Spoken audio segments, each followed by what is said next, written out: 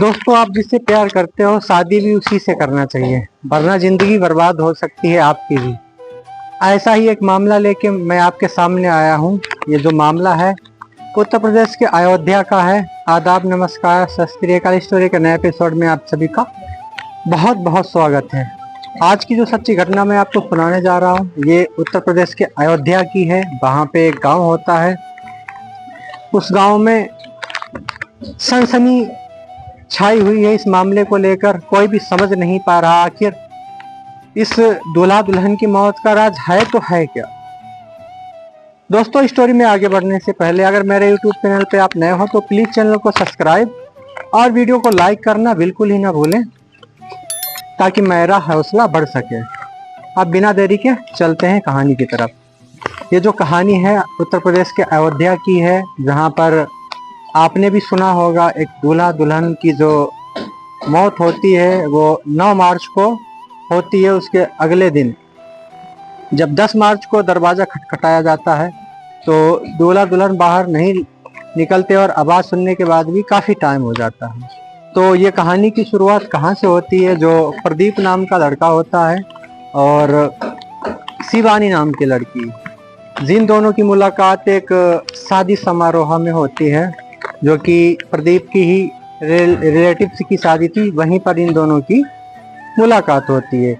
जो प्रदीप होता है इस लड़की को, शिवानी को जब शादी में देखता है, उसके पड़ोस के बगल में खड़ी हुई लड़की से बोलता है कि ये लड़की मुझे पसंद है। तो वो लड़की बोलती है कि तुम्हारी शादी इससे ही करवा दी जाए। तो उसके बाद सब लोग अपने घर चले जाते हैं।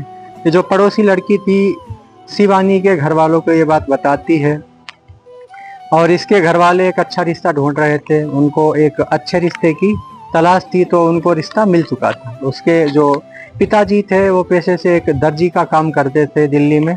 उसी से उनके घर का पालन पोषण चलता था। अब ये जो शादी थी फिक्स हो जाती है। मार्च में ये शादी 7 मार्च को फिक्स होती है और इसकी जो डेट थी अप्रैल की 7 मार्च थी। यहाँ पर क्या होता है, जो प्रदीप के घर वाले होते हैं ये अप्रैल में होने वाली शादी जो थी 1 महीना उसको पीछे ले आते हैं। 7 मार्च को ये शादी फिक्स कर दी जाती है। ये जो प्रदीप और शिवानी थे, शादी के 6 महीने पहले इन दोनों की फोन पे अक्सर बात हुआ करती थी। इनकी बातचीत शुरू हो गई थी और धीरे धीरे 6 महीने बाद इन दोनों की शादी हो जाती है। 7 मार्च 2025 का वो दिन फिक्स किया जाता है जिस दिन पे शादी जानी थी। तो शादी जाती है बड़े धूमधाम से, रस्मों रिवाजों के साथ। तो सब कुछ माहौल जो था, खुशहाल माहौल था, खुशी का ये मौका था। लड़की के घर वाले और लड़के के घर वाले दोनों बहुत खुश थे। शादी समारोह होता है 7 मार्च 2025 को शादी जाती है। उसके अगले दिन जब 8 मार्च 2025 को विदाई होती है और जब लड़का अपने घर लेके आता है लड़की को, तो सब कुछ खुशी का माहौल लग रहा था। सब खुश थे घर पे, बहुत ज़्यादा खुश थे लोग। और जो प्रदीप था ये टाइल्स का काम करता था। टाइल्स का काम करके इसने अपने शादी के लिए पैसे कलेक्ट करे और शादी से पहले अपने पूरे घर को टाइल्स से रचा लिया और पुताई वगैरह करवा दी। तो 8 मार्च को वापस आते हैं ये लोग। शाम को 8:30 बजे जो रिश्तेदार होते हैं इन दोनों को कमरे में भेज देते हैं। कमरे में जब दोनों चले जाते हैं तो क्या होता है, दोनों बातचीत शुरू करते हैं। प्रदीप और शिवानी आपस में बातचीत करना शुरू कर देते हैं। अब ये जो बातचीत थी 11:45 के बाद शुरू होती है। इन दोनों की कम से कम 3 घंटे तक बात शुरू रहती है, मतलब बातचीत होती रहती है। तो इसी बीच में जो प्रदीप था शिवानी के पास्ट के बारे में पूछने लगता है। जो शिवानी थी अपने पिछले अफेयर के बारे में शायद सब कुछ बता देती है प्रदीप को। जो प्रदीप होता है गुस्से में आग बबूला हो जाता है और अपनी पत्नी का, शिवानी का गला घोट के हत्या कर देता है। उसके 11:45 के बाद हत्या करता है, 3 घंटे के बाद। उसके बाद ये जो 3 घंटे के बाद सोचता रहता है प्रदीप, करूँ तो क्या करूँ, अगर मैं जिंदा रह गया तो मेरी उम्र कैद हो जाएगी, जेल की हवा खाऊंगा। और तो ये सब डिसीजन लेके जो प्रदीप था वो भी फांसी पे लटक जाता है और दोनों जो थे मर जाते हैं।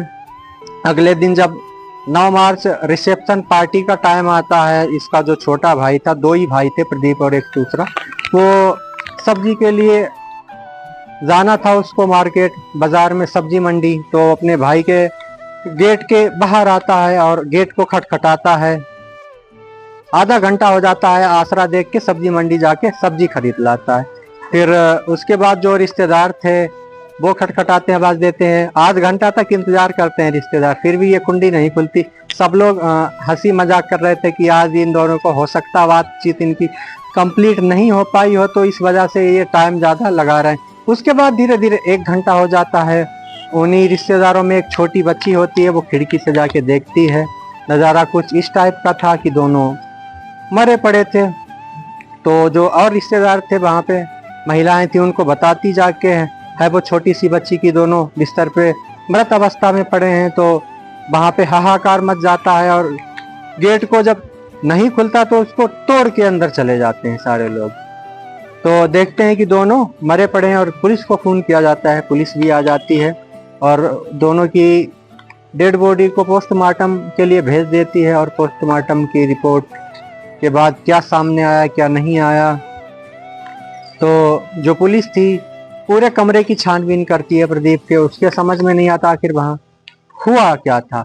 एक्चुअली में चिंता का विषय यही बना हुआ है कि इन दोनों की मतलब मर्डर किसने कर दिया, कौन था वो शख्स जिसकी वजह से इन दोनों ने अपनी जान को त्याग दिया, और इस समस्या का समाधान क्या था क्या नहीं था। और ये जो सवाल था बहुत ज्यादा घूम रहा है, आखिर इनको मारा तो मारा किसने।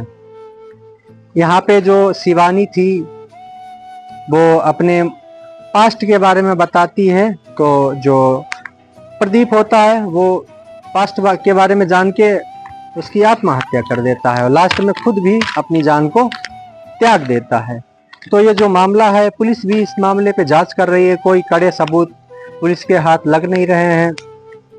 दोस्तों आगे जो भी अपडेट आएगा तो मैं आप सभी को बताऊंगा। स्टोरी अच्छी लगी हो तो चैनल को सब्सक्राइब और वीडियो को लाइक कर दीजिए ताकि मेरा हौसला बढ़ सके। इस स्टोरी को सुनाने का उद्देश्य आपको परेशान करना नहीं है, आपकी भावनाओं को आहत पहुंचाना नहीं है। इस स्टोरी को सुनाने का उद्देश्य बस इतना ही है, आप लोग जागरूक रहिएगा। जो हमारे समाज में क्राइम बढ़ रहे हैं उनको खत्म किया जा सके। आज की स्टोरी को यहीं पे खत्म करते हैं, मिलते हैं एक नई स्टोरी में। जब तक के लिए जय हिंद, वंदे मातरम।